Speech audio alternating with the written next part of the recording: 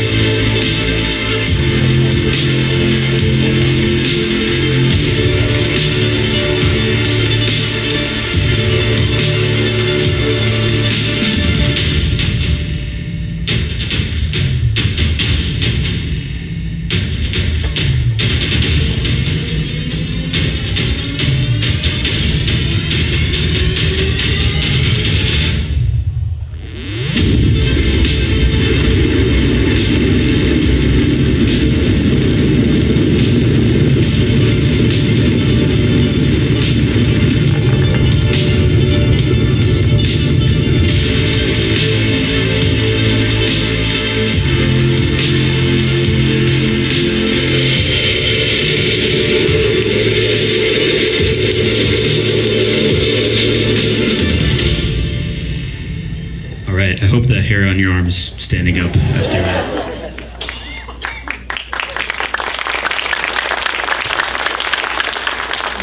So just a little bit about the launch vehicle. The first stage and the inner stage are about 158 feet tall, plus or minus, and that portion of the rocket will about 2 minutes or so into flight be separated from the second stage and the payload above it, and It will begin its trajectory back to Earth and land on the drone ship, just as you saw in the video there.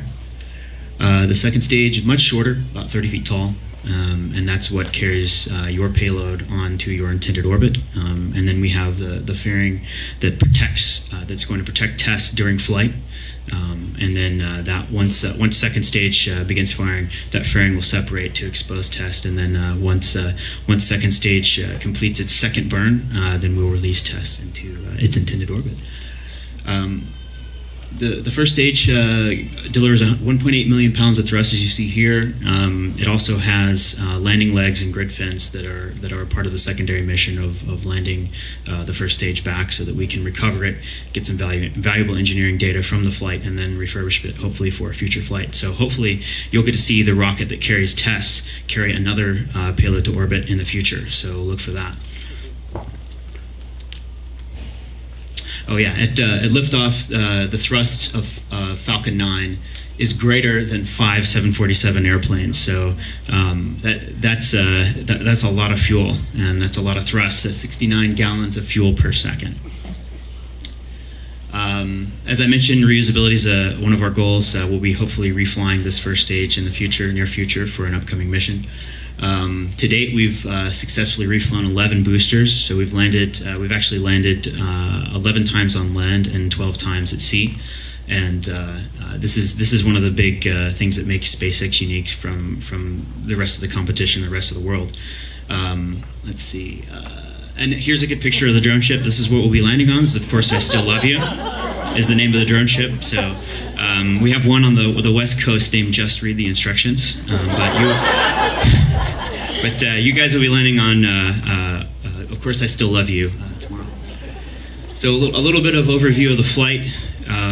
About 2 minutes into flight, we'll get to stage separation. And as I mentioned, the first stage will fall away from the second stage. The second stage will go on to orbit. The first stage will flip over. Sorry if I'm getting too close to the mic.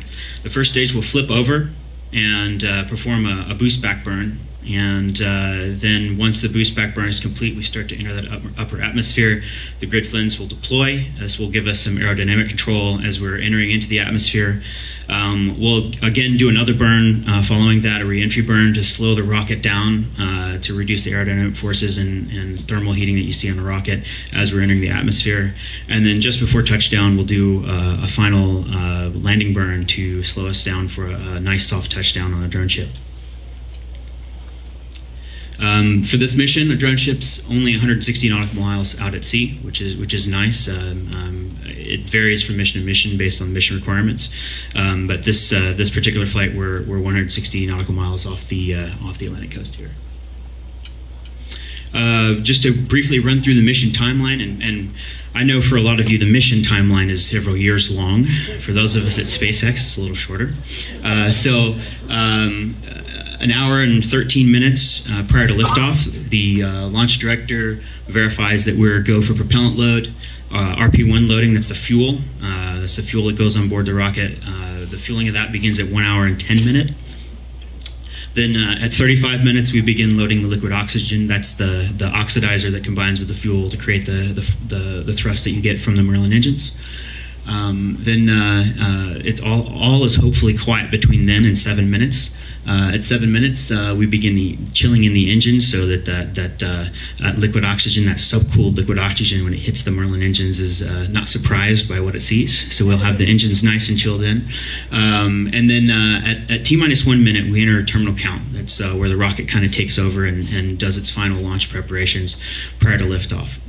So that includes propellant tank flight pressurization, which we have here.